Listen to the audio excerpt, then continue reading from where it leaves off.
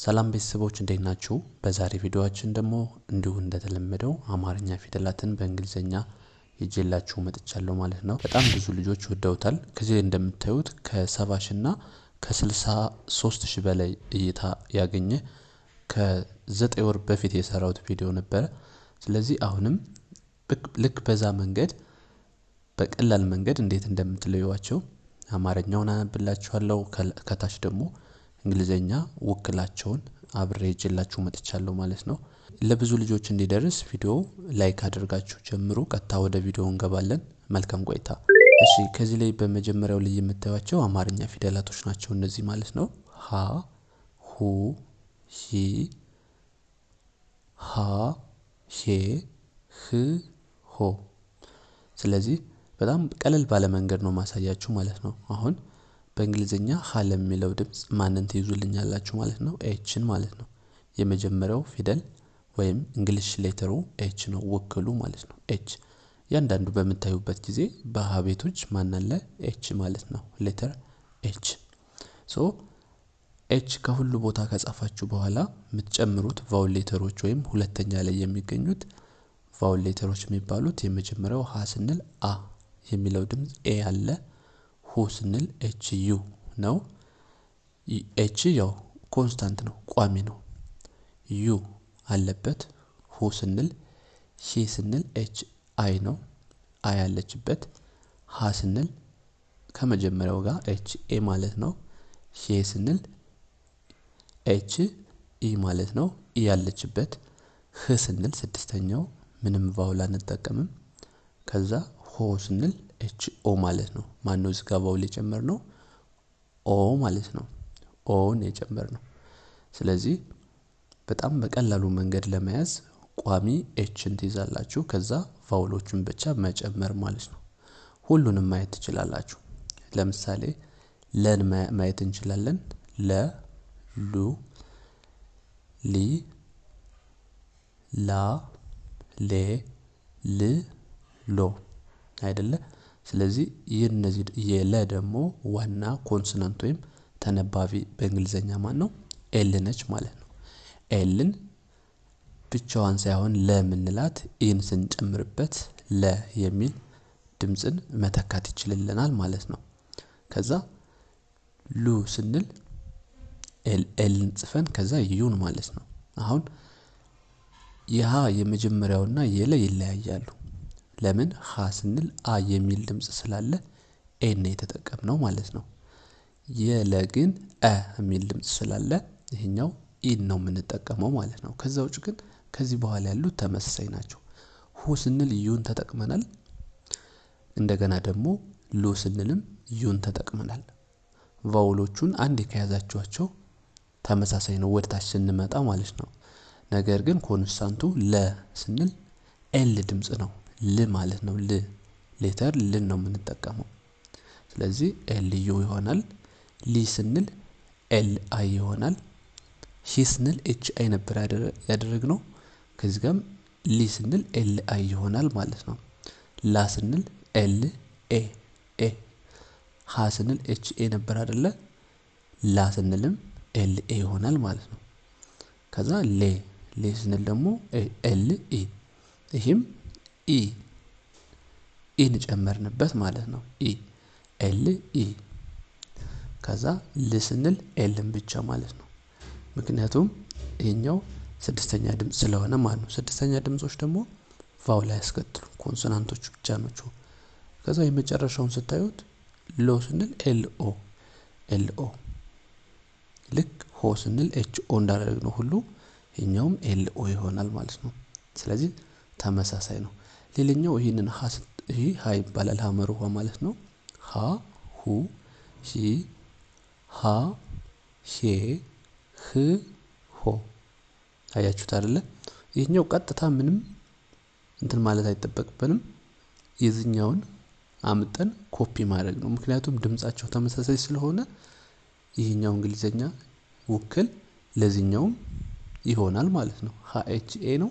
ሁ ኤች ዩ ሂ ኤች አይ ሃ ኤች ኤ ሄ ኤች ኢ ህ ኤች ሆ ኤች ኦ። ስለዚህ ከላይኛው ላይ ከሀሌታ ውሃ ያገኘነውን የእንግሊዘኛ ውክል አምጠን ከዚህ ጋር መተካት እንችላለን ማለት ነው፣ ምንም ልዩነት ስለሌለው። እሺ አሁን ደግሞ ወደ መ እንሄዳለን ማለት ነው። መ፣ ሙ፣ ሚ፣ ማ፣ ሜ፣ ም፣ ሞ። እሺ የመ ደግሞ ኮንሶናንት ወይም የመ ተወካይ ማነች? ኤም ነች። ኤም። ስለዚህ ኤም እንዳለ እስከ መጨረሻው ኤም የመጀመሪያ ናት ማለት ነው። ስለዚህ መ ስንል ኢን እንጨምራለን፣ ኤም ኢ። ሙ ስንል ኤም ዩ። ሚ ስንል ኤም አይ። ከዛ ማ ስንል ኤም ኤ። ሜ ስንል ኤም ኢ። ም ኤም፣ ሞ ኤም ኦ። ስለዚህ አንዱን ከያዛችሁ ተመሳሳይ ፓተርን ነው ያለው ማለት ነው። የመጀመሪያዎቹን ኮንሶናንቶችን መለየት ነው እንጂ ሁለተኛ ላይ ያሉት ተመሳሳይ ናቸው። መጀመሪያው ፊደል ላይ ኢ ናት፣ ሁለተኛው ላይ ዩ ነው፣ ሶስተኛው ላይ አይ ነች፣ አራተኛው ላይ ኤ፣ አምስተኛው ኢ፣ ስድስተኛው ምንም አንጠቀምም። ከዛ ሰባተኛው ሞ ስንል ለምሳሌ ኦ ማለት ነው። ስለዚህ እያንዳንዱ የመጀመሪያውን ኮንሶናንቱን ነው እንጂ መለየት ያለባችሁ። ሁለተኛ ላይ የምንጠቀመው ድምጻቸው ተመሳሳይ ስለሚያልቅ ድምጻቸው በተመሳሳይ ስለሚያልቅ ተመሳሳይ የሆነ ቫውል ይጠቀማሉ ማለት ነው። ስለዚህ የመ ተወካይ ወይም ኮንሶናንት ሌተሩ ማን እንደሆነ መለየት ዋነኛው መፍትሄ ነው ማለት ነው። የመ ኤም። ይህም ቢሆን ቀላል ነው። መ ብለን ኤም ተመሳሳይ ድምጽ ስላለው ኤም ነው ማለት ነው። ኤም። ኦኬ ወደታች ስንሄድ ሰ ነች ይችኛዋ። ሰ፣ ሱ፣ ሲ፣ ሳ፣ ሴ፣ ስ፣ ሶ። ስለዚህ ይሄኛው ደግሞ ሰ። የሰ ተወካይ ማን ነው? ኤስ ነው። ኤስ እንዳለ እስከ ሰ እስከ ሶ ውክል ትሆንልናለች ማለት ነው። ከዛ ግን የምንጨምረው አሁንም ኤስ ኢ ሰ ማለት ነው። ሱ ኤስ ዩ ነው። ሲ ኤስ አይ፣ ሳ ኤስ ኤ፣ ሴ ኤስ ኢ፣ ስ ኤስ፣ ሶ ኤስ ኦ ማለት ነው። ኦኬ ቀጣዩ ማን ነው? ረ። ረ፣ ሩ፣ ሪ፣ ራ፣ ሬ፣ ር፣ ሮ። ይህም በተመሳሳይ ረ ስንል አር ኢ ነው። ሩ ስንል አር ዩ ነው። ሪ አር አይ፣ ራ አር ኤ፣ ሬ አር ኢ፣ ር አር፣ ሮ አር ኦ ማለት ነው። አር ኦ። ስለዚህ ይሄኛውም የረ ተወካይ ማን ይሆናል ማለት ነው? አር ማለት ነው። በነገራችን ላይ ድምጻቸው ይነግራችኋል ራሱ ማለት ነው። ረ ብለን መቼም የረ ተወካይ ኤስ ወይም ደግሞ ኤም አንልም አይደል? ስለዚህ ረ ስንል አር ሚል ሌተር ስላለ የረ ተወካይ ይሄኛው ይሆናል ማለት ነው። ወደ ቀጣይ ስንሄድ ይሄኛው ሰ። የሰ ተመሳሳይ ነው። ከላይ ሰን አግኝተነዋል። ሁለት አይነት ሰ ነው ያለ። ሰሱ፣ ሲ፣ ሳ፣ ሴ፣ ስ፣ ሶ። ስለዚህ ይሄኛው ደግሞ ከላይ የሰ አለ።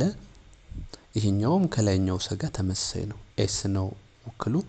ኤስን አምጠን ከሁሉ ላይ በመጻፍ የምንጨምራቸውን ቫውሎች ኢን፣ ሶ ስንል ዩን፣ ሲ ስንል አይን፣ ሳ ስንል ኤን፣ ሴ ስንል ኢን፣ ከዛ ሶ ስንል ኦን መጨመር ነው። ሌላ ምንም አዲስ ነገር የለም ማለት ነው። ወደዚህኛው ስንመጣ ለየት የሚያደርገው አንድ ነገር አለ። ሸ፣ ሹ፣ ሺ፣ ሻ፣ ሼ፣ ሽ፣ ሾ። እዚህኛው ለየት የሚያደርገው ምንድነው? ሁለት ኮንሶናንቶችን ይጠቀማል ማለት ነው። ኦኬ ሁለት ኮንሶናንቶች ማለት ለምሳሌ የሸ ተወካይ ማን ነው? ኤስ ብቻውን የሸ ሊሆንልን አይችልም። ምክንያቱም ኤስን ብቻ ከተጠቀምንን እንደ ሰ ነው ማለት ነው። ኤች አለ አብሮ። ኤችን ብቻውን ብንጽፍም አሁንም ሸን አይወክልንም። ስለዚህ ሁለቶቹን በመጠቀም ኤስን እና ኤችን ሸ የሚለውን ሳውንድ እንዲወክልልን ማድረግ እንችላለን ማለት ነው። ኤስ ኤች ኢ ሸ ማለት ነው። ከዛ ኤስ ኤች ቋሚ ነው እንደምታዩት። ከዛ ሹ ስንል ዩን እንጨምራለን። ሺ ስንል አይን እንጨምራለን። ሻ ስንል ኤን እንጨምራለን። ሼ ስንል ኢን እንጨምራለን። ከዛ ሽ ኤስ ኤች ነው ራሱ ነው። ሾ ስንል ደግሞ ኦን እንጨምራለን ማለት ነው። ስለዚህ የሸ ተወካይ ወይም በእንግሊዘኛ ስንወክለው ኤስ ኤችን እንደ ዋነኝነት እንደ ኮንሶናንት እንወስድና ቫውሎቹን ባሉበት እንጨምራለን ማለት ነው። ወደ ቀጣይ ስንሄድ ቀ፣ ቁ፣ ቂ፣ ቃ፣ ቄ፣ ቅ፣ ቆ። እሺ የቀ ደግሞ ማን ነው የምንጠቀመው? ኬን ነው። ኬ ሌተር ኤ ኬ። ይሄው ኢ ሲሆን ቀ፣ ቁ ሲሆን ኬዩ። ከዚህ ላይ ግን መያዝ ያለባቸው ነገሮች በእኛው አማርኛን በእንግሊዘኛ ለመጻፍ ወይም ለማብራራት ስንፈልግ የምንጠቀመው የእንግሊዘኛ ወክል ነው ማለት ነው እንጂ አሁን ትክክለኛ ኦሪጂናል የእንግሊዘኛውን በዚህኛው እንጽፈዋለን ማለታችን አይደለም። ግልጽም እንዲሆንላችሁ ነው። ሶስተኛው ቄ ስንል ያው አይን እንጨምራለን። ቃ ስንል ኤን እንጨምራለን። ቄ ኢ ማለት ነው እንጨምረው። ከዛ ቆ ስንል ኦን እንጨምራለን ማለት ነው። ስለዚህ ከላይኛው ጋር ተመሳሳይ ነው። እሺ ቀጣይ ደግሞ በን እናያለን። በ፣ ቡ፣ ቢ፣ ባ፣ ቤ፣ ብ፣ ቦ። እሺ በማለት ቢኢ ነው። ቡ ቢዩ ነው።